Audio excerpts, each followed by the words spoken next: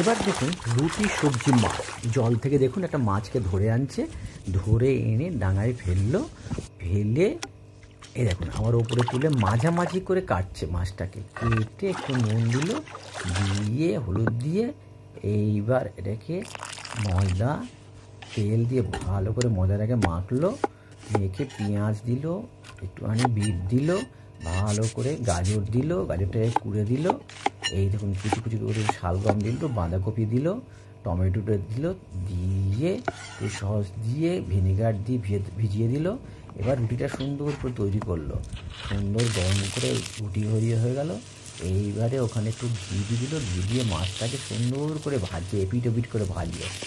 ভেজে তারপরে এটা তুলে রেখে মাছের ছালটাকে ওপর দিয়ে তুলে আস্তে আস্তে করে রুটির মধ্যে রাখলো, দিয়ে ওর মধ্যে বাকি সে গাজর পেঁয়াজ দিয়ে ওগুলো শসা দিয়ে ভালো করে